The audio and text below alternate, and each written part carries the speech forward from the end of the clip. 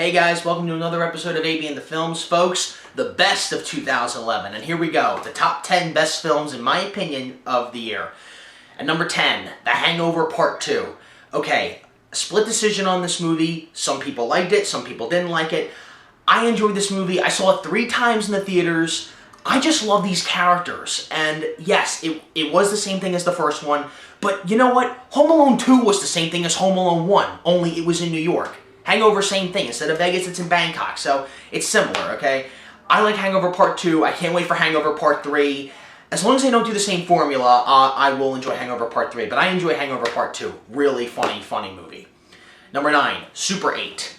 Now remember, people, these are the films I saw in 2011. I'm not naming the films that are nominated for Academy Award or the greatest films of the year. No, these are the movies I saw that I consider good, okay? So, number 9 is Super 8. Originally, I wasn't going to go see this. I mean, Steven Spielberg collaborating with J.J. Abrams, that could be good. Steven Spielberg I love. J.J. Abrams, I like. Okay, I'm not a fan of Lost, not a fan of Fringe. I saw Cloverfield, didn't like that.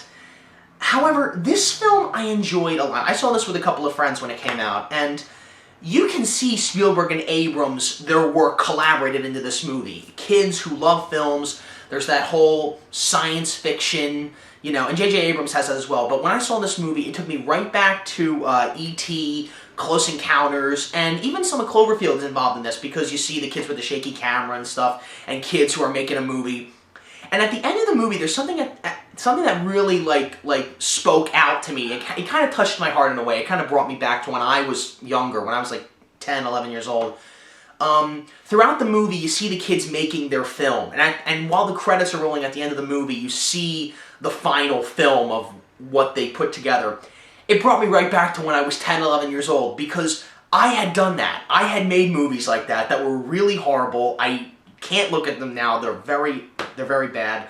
No, I will not upload them on YouTube. I don't want anybody to see them. Maybe I will change my mind. I don't know. But it took me right back to when I was a kid, and I could really relate to that. But Super 8 was okay. It gets really corny towards the end, but I enjoyed this movie a lot, and I thought it was pretty good. Number 8, Horrible Bosses. Okay, I mentioned this in my top 20 favorite films review. I'm not going to say too much about this, but you know why I love this movie. I could watch this movie 50 more times and never get tired of it. Number 7, 50-50. Okay, this movie, you know, I don't know who's nominated. Could you hold on one second, please, because I'm doing this live. Yeah, Mom, I'll be right down in a minute! So as I was saying, 50-50. Yeah, we're going to cut that later. No, we're not. I'm going to do this in one time. Okay, here we go. Anyway, 50-50. I don't know who is nominated for Best Actor, Best Supporting Actor, Best Actress. I don't know that list. I only know the movies that are nominated, because that's all I care about. But, if Joseph Gordon-Levitt, I don't know if he's nominated or not, but if Joseph Gordon-Levitt doesn't at least get nominated for his performance in this, like, the Academy, you missed a big thing here, because this movie, and this is the first film I really enjoyed that showed the sensitive side to Seth Rogen. I mean, he was funny, and also, like, he wasn't Judd Apatow, like, funny, but he was funny in this, you know, like, a sweet, charmful, you know, guy towards Joseph Gordon-Levitt. But this movie is really good. I really enjoyed every moment of this movie. The acting was great, the directing is great, but still, Joseph Gordon-Levitt, he better at least get nominated for this. I don't know if he is or he isn't, but I really enjoyed 50-50. This is a really good movie. You should check this out. Number 6, Larry Crowne. I think that's how you pronounce it. Larry Crowne or Crowne, I don't know. Julia Roberts is great in it. Tom Hanks. This is the best performance from Hanks I have seen, I think, since The Terminal. I love the way he just gets right into this character. He did the same thing in Forrest Gump. He just gets drowned into this character, and you believe that he is this character. I love this movie. I love this character. I think this is one of the best roles Hanks has ever done. I think he might be nominated for an award for Best Acting in this, but I think he's really brilliant in this movie. I love it. Yeah, Larry Crowne's just a good movie. Number 5, Everything Must Go. Okay, this is an independent film. I don't know if it's independent, but I don't remember it coming out, but I saw it on the internet. This is a movie that Will Ferrell is in, and he's not really doing too much Ron Burgundy in this movie, because that's his formula that he usually does, but I really enjoyed this. This is a movie where he can't afford to pay anything for his house, so he has to sell everything, and he's just sitting out on his front lawn, and he's reevaluating his life and thinking about it. And it's just a really charmful little movie. I did enjoy this movie, and I think Will Ferrell, he could be up for Oscar nomination he could get an Oscar nomination for this. Again, don't know the nominees. But I thought he was really good in this. Aside from being funny, I mean, there are a lot of funny moments in this. It's not laugh out loud funny, but it was humorous. Number 4, War Horse. Okay, not going to say too much about this. I know this has a nomination for Best Picture. And I think Spielberg is nominated for Best Director for this. If not, he should be.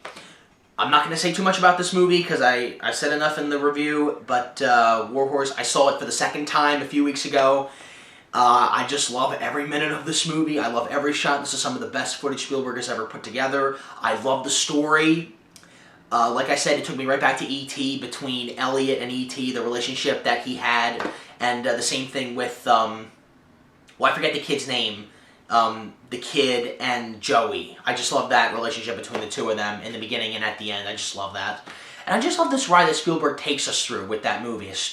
Like, you think a name like War Horse wouldn't be much, but really, really a good movie. I think that well, I wouldn't say it deserves it, but wait till you see the next 3.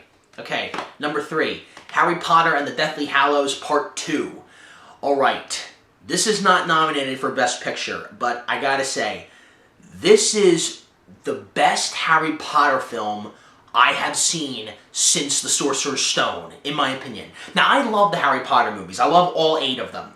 But this one was the one I think all of us fans have been waiting for since the beginning, where all the shit goes down, okay? It's Harry Potter versus Voldemort, and, like, the Death Eaters are coming in to infiltrate Hogwarts, and it's the battle is on, it's like the final battle.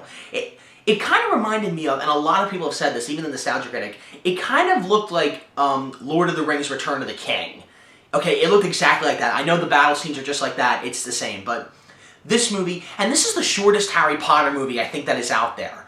I mean, all the Harry Potter movies are usually like 2.5 hours. This one's like 1 hour and 50 minutes to maybe 2 hours. I mean, it feels really short, but this is the best one. Great visual effects. I think it's under that category. I don't know if it is or it isn't, but I know the first one was Harry Potter 7 Part 1. But this one I enjoyed a lot. I really, really love this movie. And the actors in this, Daniel Radcliffe is really good in this. It's just a really good movie. Number 2, The Artist. Okay, it's been a little over 90 years since we've had silent films. And finally, we get a silent movie. Not done by Charlie Chaplin. Well, obviously not because, he's been dead for a while, but I have been waiting for a silent movie to come out for a long, long time.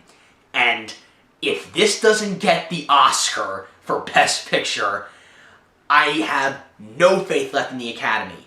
And I lost the faith when Dark Knight wasn't nominated for Best Picture, okay? I lost it. I kind of knew Slumdog Millionaire was going to win that year because that was like the ultimate story right there. I mean, no one's gonna pick a comic book movie. But look beyond that, okay? But I thought The Artist, this is a great movie. I'm not going to give anything away from this movie. You have to check it out. It might be on DVD or it might not be on DVD. I saw it on the internet. I think it's a really, really great, well-made film. For a film that's made in the 21st century, really, really good. Yeah, now remember people, silent black and white movies are not bad. They're actually really entertaining. And here we go, folks. In my opinion, the number 1 best film. You would think The Artist is number 1, but there's one that I thought was just a little bit better. Number 1, The Help.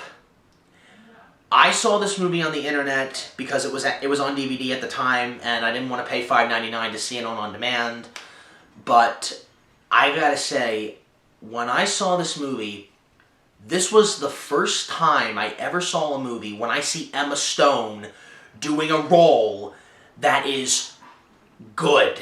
Okay, now I'm not saying her performance in Easy A and Superbad, I'm not saying that they were bad, okay? They were good. But I was looking for, like, that other side of Emma Stone, like, not the humorous, sarcastic side. this acting job this role that she has in this movie, this like changes the way like she portrays herself on film. I think she's really. I have not seen Stupid Crazy Love. I have not seen that movie. I have not seen that. But again, it looked like that she was sarcastic and humorous in that movie, just like she was in Superbad and Easy A and all those other movies. But for a movie that has an idea where a woman wants to write a book about the point of view of the help in the South, okay, I think this takes place in the 60s. I'm pretty sure it does. That was a very controversial. I mean, the whole civil rights movement, that whole thing was going on. I mean, it was a crazy time. I loved this movie. I will see this movie so many more times in my life. I think it's a great movie. If you have not seen it yet, I strongly suggest you check it out. It's really well put together. It's really well made. I am positive it's going to be, for me, it's either between Warhorse, The Artist, and The Help that is going to get the Oscar for Best Picture. But I think, because not everybody is on Spielberg's side, I'm pretty sure it's either going to be The Artist or The Help. And I think The Artist might get it, because it's the first silent picture that's up for an Oscar nomination in the last, 80 years, I think. And I don't think the Academy Awards was around in the silent era. Or maybe it was, I don't know. I mean, it's the 84th, I think it's the 84th Annual Academy Awards. But anyway, The Help is number one on my list of the best films of 2011. And that's it, folks. That's the worst and the best of 2011. And I hope you guys enjoy the Oscars. I'll be back later in March with all new reviews of all new movies. And yeah, that's what's going on. I hope you guys are doing awesome.